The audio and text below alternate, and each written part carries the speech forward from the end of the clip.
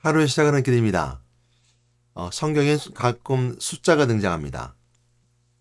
12제자가 있다든지, 여섯째 날 사람을 창조하시고 일곱째 날 쉬셨다든지, 이처럼 숫자가 기록된 것을 종종 보게 됩니다.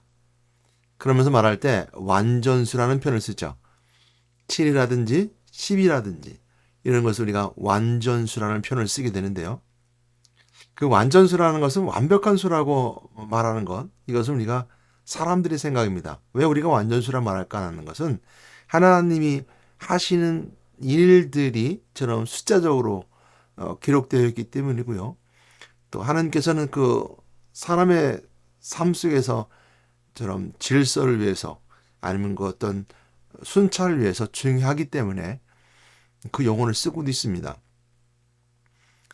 그 영혼을 사용하셨고 그 숫자와 순차적으로 말씀해 주고 계시죠. 그래서 사람들은 그것을 완전수, 하나님 하신 일 이렇게 표현하는 것이 더 맞을 것 같습니다. 어쨌든 하나님께서는 숫자적으로 표현하시고 또한 첫째 날, 둘째 날, 셋째 날, 넷째 날 하시면서 순차적으로 말씀하시는 걸 통해서 하나님은 질서의 하나님 우리에게 알려주겠습니다. 그러므로 숫자의 의미는 완전수라는 것에 더 의미를 두기보다는 그 숫자적 의미는 하나님의 질서가 있음을 우리에게 더 말씀해 주고 계십니다. 하나님께서는 무에서 유를 창조하셨고요. 유를 창조하심을 통해서 숫자는 생기게 됩니다. 그래서 첫째 날, 둘째 날이죠. 이전까지 무라는 것은 순서가 없는 것이죠. 무라는 것은 아무것도 없음에 있습니다. 있음을 통해서 일이 시작하였고 첫째가 시작한 것이죠. 그 시작을 통해서 마지막 알파와 오메가 되신 그리스도에 따라서 마지막이라고 하는 것이 생기게 됩니다. 시작과 마지막. 근데 그 알파와 오메가 시작과 나중에 오라는 말씀을 통해서 마지막이 있지만 마지막은 숫자가 기록되어 있지 않습니다. 다만 요한계시록은 14만 4천이라고 하는 숫자가 기록되어 있는 것이 있고요.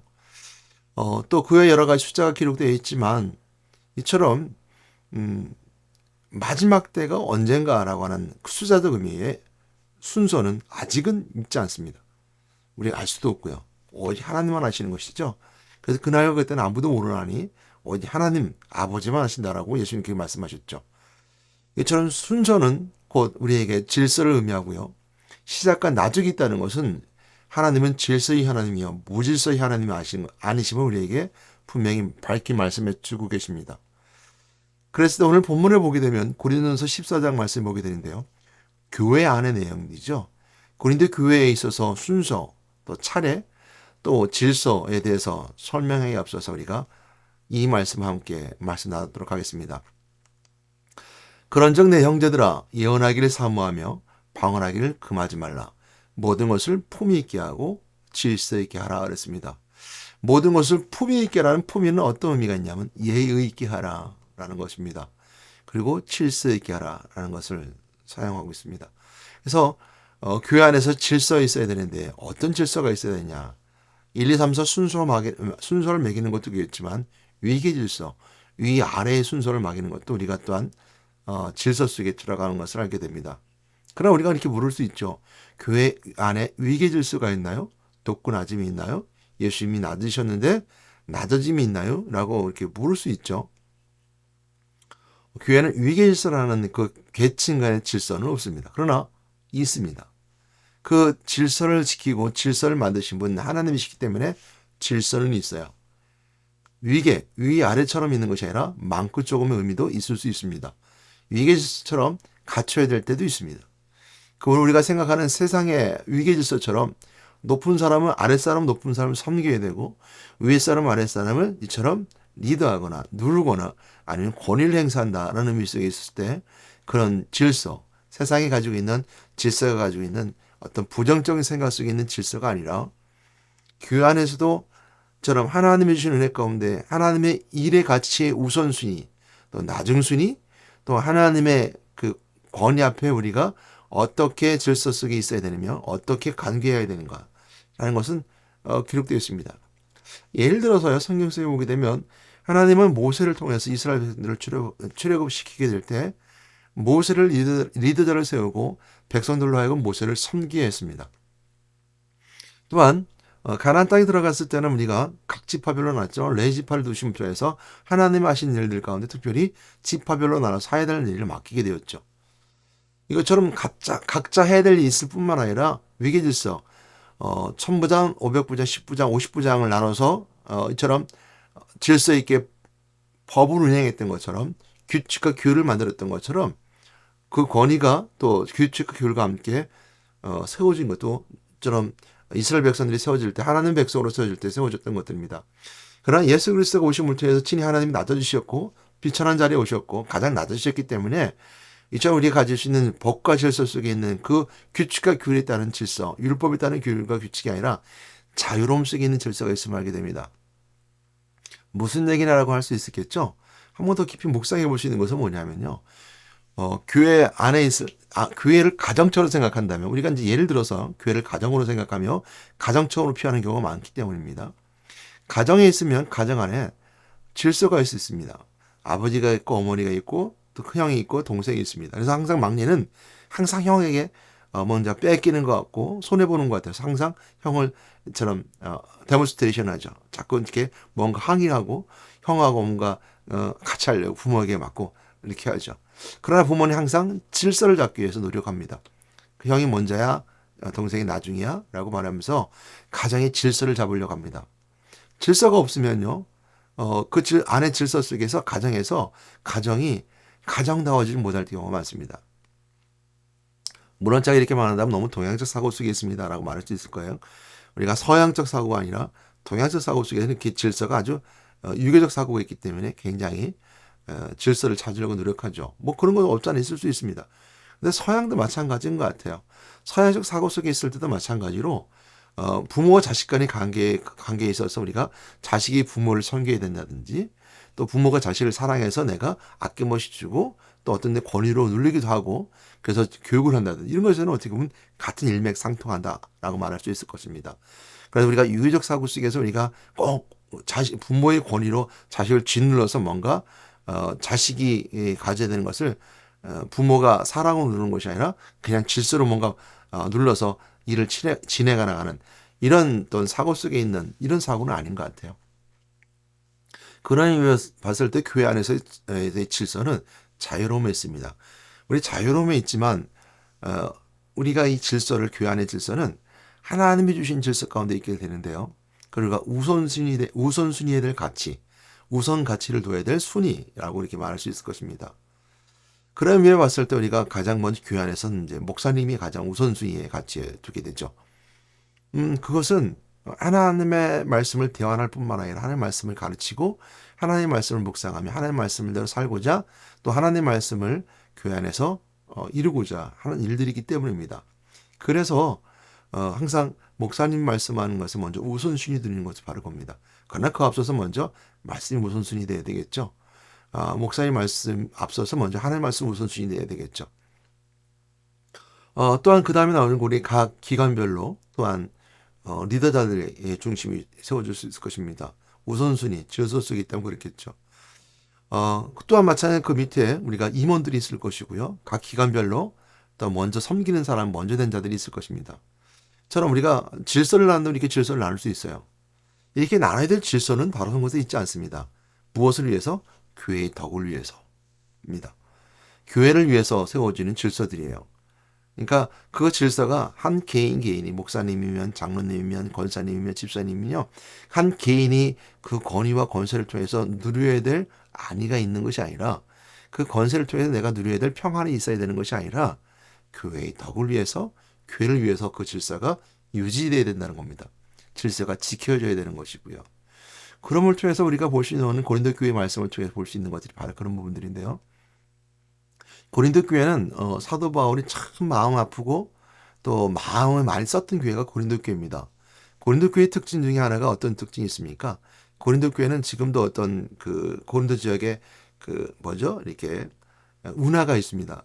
그래서 운하가 있을 정도로 그 짤록한 허리 가운데 있을 때 그 중심되는 그 중간에 있는 것이 고린도인데요. 그래서 그 지금 운하가 있어서 배들이 이제 어떤 그 바다와 바다를 이어주는 조그마한 그 운하를 통해서 지금도 항구 도시가 많이 발전해 있는데요. 당시에도 마찬가지로 고린도 교회는 반도 밑에 바로 그 통로가 되는 곳에 있었기 때문에 많은 사람들이 몰려왔고요. 고린도 교회는 그 고린도 지역은 다 폐허가 된 상황에서 다시 재건된 신도시입니다. 오늘날 말하면 아무것도 없는 곳에 다 밀어버리고 그리고 거기에 새로운 도시를 세웠어요. 그러다 보니까 정부 정책에 따라 뭐 여러 가지 뭐 주택을 세우고 뭐 종교 부지를 세우고 뭐 근린 생활을 두고 이런 것이 다 계획 속으로 다 들어가서 세워지게 되는데 로마 시대는 이제 계획적이지 않았지만 많은 사람들이 새로운 곳에 있으니까 다 많은 사람이 몰려왔어요. 왜냐하면 아무것도 없는 곳에서 도전은 새로운 도전이기 때문이죠. 그리고 어떤 꿈을 품고 찾아온 것이죠. 그래서 거기에는 태역 군인들도 많이 있었고요. 또 돈 벌는 장사꾼들도 많이 있었고요. 또한 그 고린도 위에 쪽에는 아테네, 아테네라고 하는 어떤 그리스 철학의 집성지였던 아테네에도 가까웠기 때문에 철학적인 사람들도 많이 내려왔었고요. 또 이방신을 많이 섬겼습니다. 신전이 많았었어요. 그러니까 이방신들을 섬기는 사람들도 많이 왔었고요. 그러니까 아주 다양한 사람들이 복합적으로 있었던 곳이 바로 고린도였는데요. 그러니까 항상 문제가 많았었습니다. 고린도 교회 안에 다양한 계층이 있었으니까 분열도 많았고요. 생각이 다르니까 다 분열이 있었을 뿐만 아니라 또한 그 새로운 곳에 세워진 사람들이었으니까 경쟁도 심했겠죠. 그래서 그 안에 다투는 사람도 많았었고 그 안에 경쟁도 심었으며 이단 신전이 많았으니까 우상숭배를 아주 심각하게 받을 수 있는 그런 일들이 많이 있었습니다. 이단들도 많았었고요. 그런데 오늘 고린도 교회는 이제 고린도 14장에서 보게 되면 이제 그러니까 은사들이 나와요. 대표적으로 두 은사를 나오는데요. 방언하는 은사와 예언하는 은사입니다. 그래서 방언하는 은사가 있고 예언하는 은사가 있는데 이렇게 시작합니다. 고린도서 14장 1절 말씀을 시작하기를 사랑을 추구하며 신령을 삼아되 특별히 예언을 하려 하고 방언을 말하는 자는 사람에게 하지 말고 하나님께 하라니 이는 알아듣는 자가 없고 영어로 비밀을 말함이라. 그러나 예언하는 자는 사람에게 말하여 덕을 세우며 권면하여 위로하는 것이요 방언하는 자는 자기의 덕을 세우고 예언하는 자는 교회의 덕을 세우나니 이렇게 말하면서 두 가지의 메시지가 있는데 방언과 예언이 있다는 것을 알게 되죠. 그러면서 쭉 이제 여러 가지 그 내용들이 이제 겹쳐서 말씀하시면서 나중에 이제 심지어는 이제 잠잠하라 라는 말씀까지 하며 또 여자까지 나오게 되고요. 여자야 잠잠하라까지 나오게 되고요. 이런 것들이 연결돼서 이제 연결되는데 이 내용이 14장 안에는 전체 내용이 다 있는데요. 이 전체 내용이 함축적으로 한마디로 말하면 40절 말씀이에요. 모든 것을 품위 있게 하고 질서 있게 하라는 겁니다. 예의를 갖추어 하라는 거죠. 그리고 질서 있게 하라. 예의를 갖춘다는 것은 서로 존중하고 존경해 준다는 것인데요. 그 존중하고 존경한 가운데 있어서 가장 중요한 것은 뭐냐면 하나님의 마음, 하나님의 하신 일, 하나님의 일들을 통해서 질서를 잘 지켜라 이런 얘기가 마찬가지예요. 그러니까 서로 사람을 존중하고 사람을 대접하는 것처럼 너희들이 하나님의 하는 일들이 하나님 일이기 때문에 그 기준에 맞춰서 하라는 것이 맞을 것 같아요. 그래서 품위 있게 하고 질서 있게 하라는 것이 모든 것이 함축적으로 되어 있습니다. 그래서 오늘 보게 되면 방언은 개인을 위한 것이래요. 그러니까 특별히 하나님과 소통하는 것인데 개인의 덕을 쌓기 위해서 하는 것이고 혹 이제 뒤에 나오면 보면 알겠지만 방언이 교회의 덕을 세우려 할 때는 언제일까요? 사람들 앞에 자신의 그 기도의 내용을 증가할 때겠죠. 그럴 때는 뭐라면 통역을 세우라는 거예요. 항상 방언에는 통역을 세우라는 뜻이 아니에요.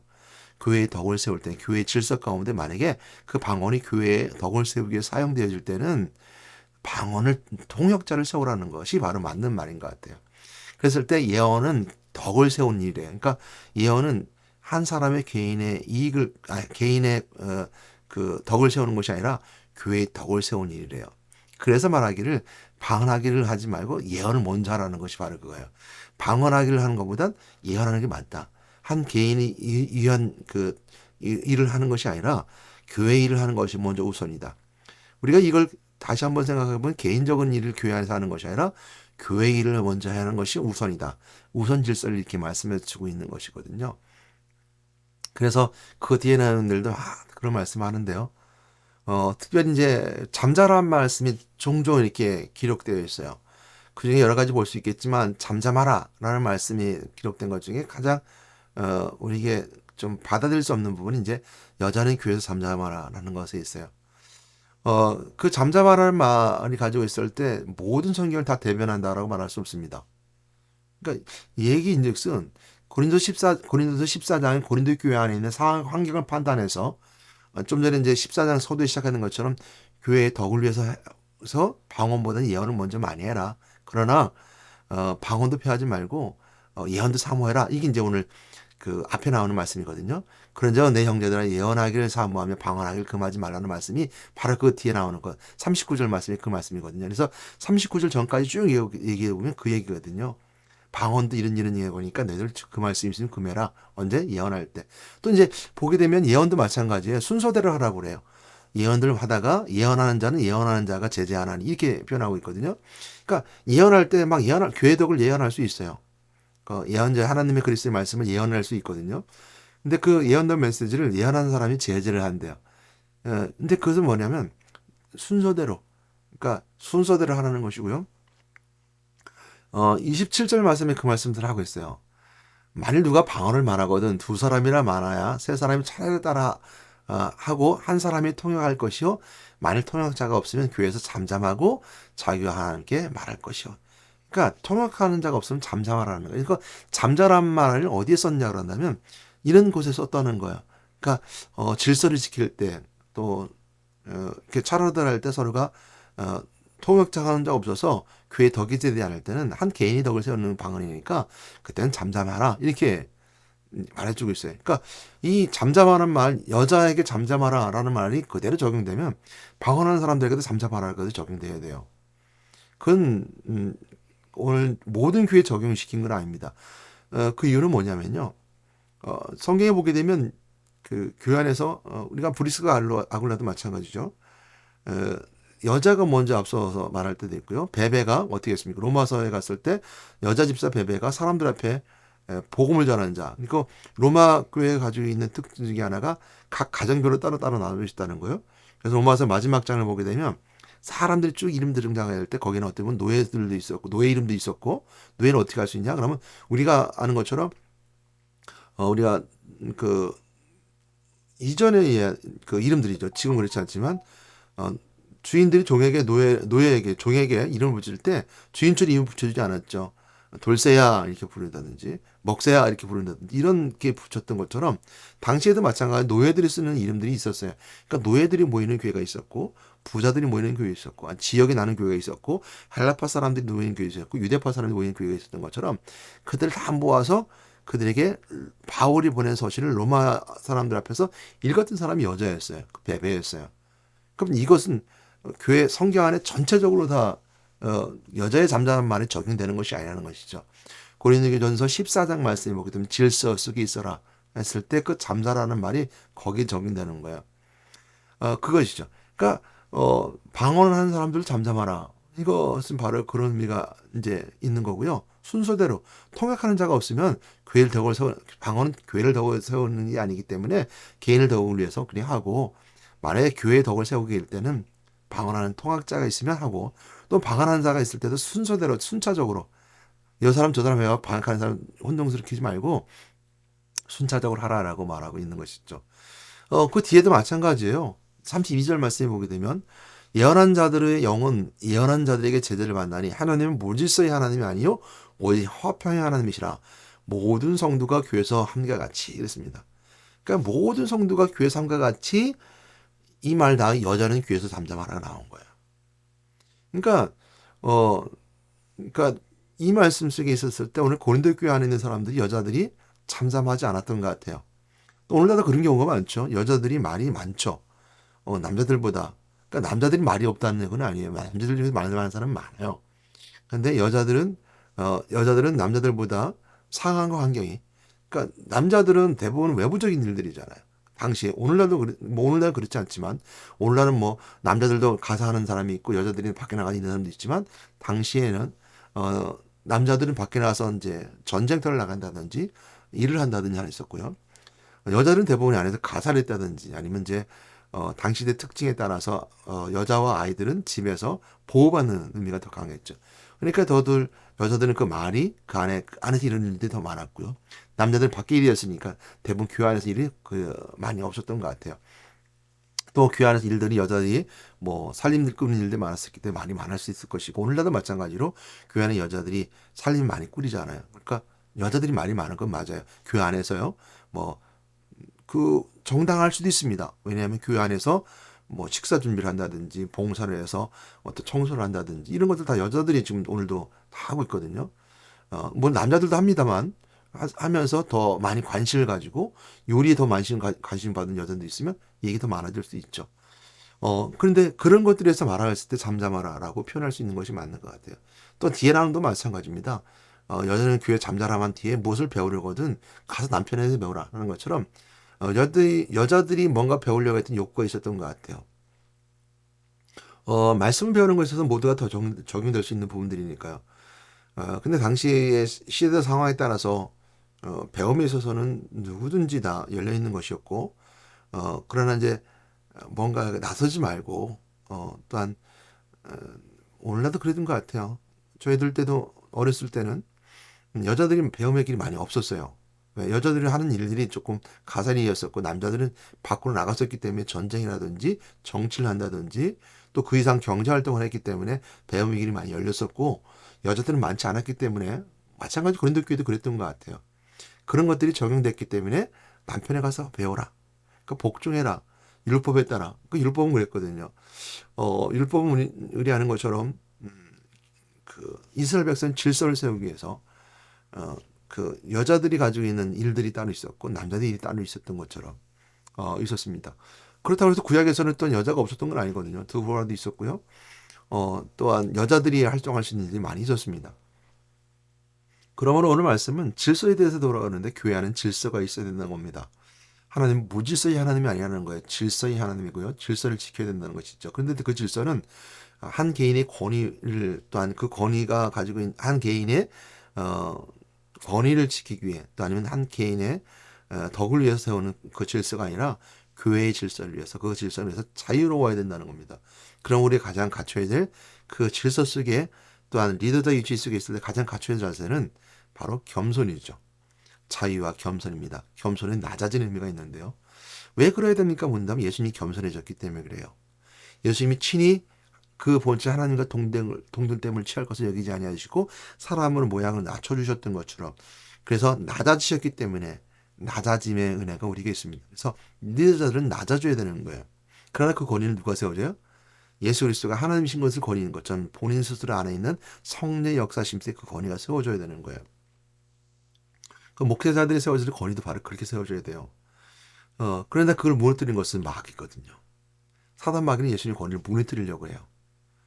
그래서 예수님께서 광야에 나가서 금식하실 때 마귀가 찾아와서 그 권위를 무너뜨리려고 시험하게 되죠. 오늘날도 마찬가지입니다. 그 권위를 무너뜨리는 것은 마귀예요.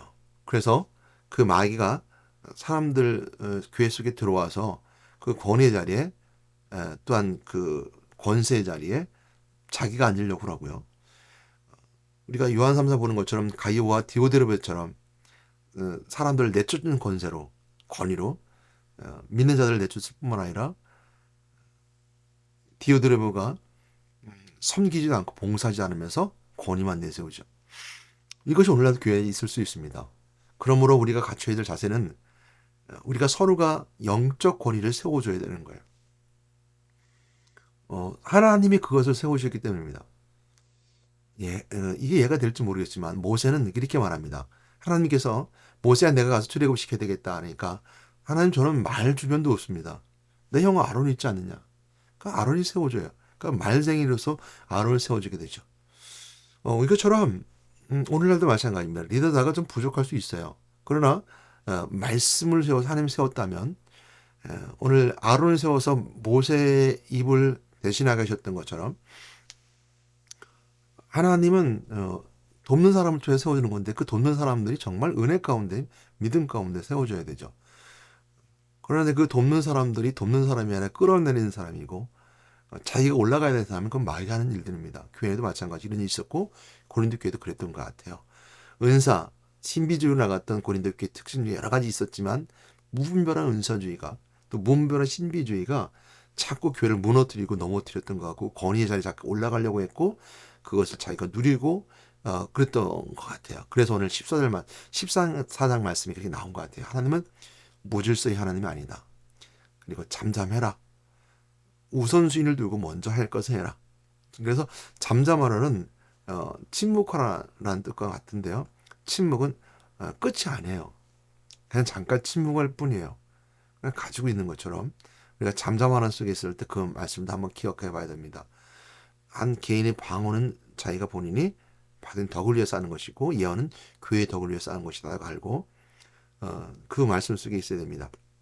그래서 질서를 지켜야 되죠. 그래서 교회 안에도 품이 있게 해야 됩니다. 그 품 있는 사람이 되어야 돼요. 그러니까 더 신사적이어야 되죠. 베레아 사람들은 있죠. 대사그의 사람보다 더 신사적이게 손을 같은 사람은 신사적인 사람, 품이 있는 사람이 돼야 되고요. 질서 있게 하라 말씀 속에 있게 됩니다. 오늘 마지막 한 걸 더 생각해 보시는 것은 뭐냐면요. 예언이라는 단어입니다. 그러니까 무분별한 예언 속에 가장 중요한 것은 말씀이에요. 말씀이 곧 예언입니다. 예언은 선자라는 단어와 같이 예언자, 선자라는 단어와 같이 쓰게 되는데요. 예언이라는 단어는 앞에 될 일 미리 말하는 사람 우리가 예언이라고 말 수 있죠. 그 앞에 돼야 될 일은 뭐냐면 우리가 모르는 알지 못하는 세계의 것들이 우리에게 들려지는 거예요. 우리가 그걸 계시라고 합니다. 우리가 있는 현장에서 내 오늘 살아가면서 살아가는 것은 계시가 아니에요. 내 오늘 현장의 실제의 실존이고 실제죠. 그 예언이 아니라는 뜻이에요. 근데 그 안에 계시가 될 수 있는 것은 바로 예언된 메시지가 우리 안에 누려지게 될 때 계시가 되는 것이고 예언된 메시지가 앞으로 미래를 바라보고 있을 때는 바로 그것이 바로 우리가 계시가 되고 예언이 되는 거예요. 그래서 우리가 예언자, 선자라는 뜻은 곧 하나님 만난다는 뜻이 있어요. 그래서 말씀을 통해서 하나님 만나는 거예요. 말씀이 우리가 곧 계시예요. 그러니까 예언은 메시지는 말씀이에요. 물론 우리가 되어질 일을 세상의 예언자들, 뭐 노스트라다무스처럼 무당들처럼 아니면 예언자들이라고 말하는 사람들처럼 미리 앞에 되어질 일들을 보여지게 되고 보고 또한 내가 예언돼 줄 수 있어요. 근데 그건 의미가 없어요. 의미가 없다는 것은 뭐냐면 우리가 앞으로 볼 수 있는 미래에는 살아온 경험을 통해서 미래가 보여지게 되는 거거든요. 우리가 그런 걸 통해서 죽음이라는 단어는 우리가 누구든지 결정할 수 있어요. 누구든 다 헤어지고 이별하니까. 그리고 우리가 진리를 다가올 수 있는 겁니다. 진리라는 것은 변함이 없을 때 진리래요. 그 참된 진리시 그리스도가 아니라 생명의 그리스도가 아니라 죽음이 실린 이유는 뭐냐면 변함이 없기 때문에 진리예요. 누구나 다 소멸되고 누구나 어떤 것이 다 소멸되고 누구나 다 죽음을 향해 가기 때문입니다. 그래서 우리가 그걸 예언이라고 말할 수 있을 것이죠. 그러나 내 앞길에서 로또 복권이 당첨되는 숫자 번호라든지 아니면 내 앞길에서 내가 어떤 어려움을 당한다든지 내가 어떤 것에 고통이 있다든지 아니면 내 앞길에서 뭔가 잘 되어서 뭔가 이루어진다든지 했을 때 그것이 나이가 미리 안다고 해서 의미가 없어요. 안다고 해서 뭐 할 건데요. 로또 복권 숫자 알아서 부자가 돼서 뭐 할 거고 또 미리 알아서 그 어려움을 내가 피해가면 무슨 의미가 뭐 피해간다고 하면 어떤 의미가 있겠습니까? 물론 잠시 내 인생에 있어서 변화 속에 있어서 그걸 잘 피해가서 더 오래 살 수 있을지 모르겠지만 모든 위험과 또 예외가 우리에게 있어서 정해진 거예요. 그런데 그걸 우리가 미리 알아서 해야 될 의미가 별로 의미가 없습니다. 그럼 우리가 알아야 될 것은 뭐냐면 되어질 일 가운데 소망을 붙잡는 겁니다. 그 소망은 영적인 소망을 붙잡는 거예요. 육체는 어차피 다 누군지 썩어져 죽어질 것이고 다 사라져 버릴 겁니다. 그러나 우리가 생명을 붙잡는 것이 바로 예언이에요. 그것이 바로 말씀이에요. 그래서 말씀이 결정체는 부활하신 그리스도, 왕신 그리스도가 선포되어 줌을 통해서 모든 것이 완성되는 겁니다. 그리고 내 죄를 용서하셨다는 그 은혜를 붙잡고 내가 그 미래를 바라보는 거예요. 그 그리스도를 붙잡고 그래서 그리스도의 메시지가 바로 예언이에요. 그래서 그리스도는 계시된 실체고 그 계시된 그리스도는 구약의 메시지대로 예언되었던 것이 성취된 것이 그리스도고 성취된 그리스도가 우리나 오늘도 누려지고 소망 가운데 보여지며 그 은혜 가운데 살아가는 것이 바로 계시된 말씀을 누리고 살아가는 사람들입니다. 그것이 바로 예언입니다. 그래서 예언을 먼저 하라는 것은 뭐냐면 말씀을 먼저 우선시하라는 것이 더 맞는 말 같아요. 목사님이 하시는 말씀에 선포된 메시지들이 말씀으로 선포되어질 때 이단이 아니라 그리고 개인적 얘기가 아니라 그 말씀으로 선포될 때 말씀은 곧 예언의 메시지가 되는 거고 선지자의 메시지가 되는 거예요. 그래서 말씀이 곧 계시고 말씀이 곧 예언입니다. 곧 성경 말씀이죠. 그래서 형제들아 예언하기를 사모하라 했습니다. 말씀을 선포하기를 사모하고 말씀대로 살고자 사모하며 말씀 내 미래의 시작이 되기를 또한 내 미래 가운데 있기를 소망하고 사모하라는 거예요. 그래서 여러분은 예언을 사모하는 사람들은 로또 복권의 숫자를 사모하지 마시고 내일을 어떻게 피할 걸 사모하지 마시고 무당들이 하는 것처럼 그 피할 길을 알려줘서 한 개인의 이득을 얻는 것이 아니라 교회의 미래를 바라보고 소망 가운데 그 교회의 덕을 위해서 성령의 역사심에 따라 예언되는 걸 통해서 말씀대로 예언하는 그래서 그걸 사모하고 방언을 말하는 것을 긍하지 말고 개인의 덕도 세우고 그래서 모든 걸 품위 있게 하라 질서 있게 하라 라고 말씀하고 있습니다. 개인의 질서와 교회의 질서 함께 누린 여러분 되시기 바랍니다. 내 형제들아 예언을 하기를 사모하며 방언하기 금하지 말라 모든 것을 품위 있게 하고 질서 있게 하라. 그 말씀과 함께 한 번 더 볼 수 있는 것은 33절 말씀 하나님은 무질서의 하나님이 아니시오 오직 화평의 하나님이시라. 꼭 기억하시고 여러분 질서 가운데 있는 여러분 되시기 바랍니다. 교회의 질서를 세워나가는 여러분들 되시기 바랍니다. 그 은혜가 있길 바랍니다. 사랑과 은혜가 많으신 하나님 감사합니다. 모든 것을 품위 있게 하고 질서 있게 하는 말씀을 붙잡고 오늘 말씀 나눴습니다. 교회 안의 질서는 내 영이 스스로 자유로워서 존중되어지고 또 높여지며 또 영을 통해서 내 육체의 삶은 낮아지며 겸손해짐을 알게 됩니다. 예수님께서 친히 낮아 이 땅에 오셨던 것처럼 교회 질서는 낮아짐부터 시작하게 되고 하나님이 세워진 질서에 따라 내가 높아지기만 알게 됩니다. 나를 높은 곳에 가게 하시고 높은 길을 다니게 하시는 말씀을 기억합니다. 그럼을 통해서 하나님이 세워지는 질서에 따라 우리가 순종하고 복종하며 그 은혜 가운데 살아가게 인도해 주시옵소서. 교회에서 여자들이 잠자라는 말씀도 그렇게 기억하고 묵상하며 해석하게 인도하기 원합니다. 하나님이 세워지는 사람이 남자든 여자든 세워지는 게 복종할 수 있고 하나님이 세워진 은혜 가운데 그 은혜를 통해서 잠잠할 수 있는 자는 잠잠을 통해서 그 모든 잠잠함이 부자든 똑똑한 사람든 아니면 세상의 사람들이 세상에 존경받는 사람들도 낮아져 섬길 수 있는 자가 될 수 있는 것은 곧 오늘 이 말씀 속에 잠잠한 말씀에 들어갈 수 있는 사람들에게 도와주시고 또한 성령의 역사심과 하나님께서 계획하시며 높여준 사람은 높여줘서 가난한 자든 연약한 자든 높여줄 때 또한 높여져 존중받을 수 있는 것이 하나님께 쉽게 믿사오니 오늘도 형께 더 큰 영광 받게 인도해 주시고 그 질서 가운데 있게 인도하여 주시옵소서. 예수의 이름으로 기도드렸습니다. 아멘.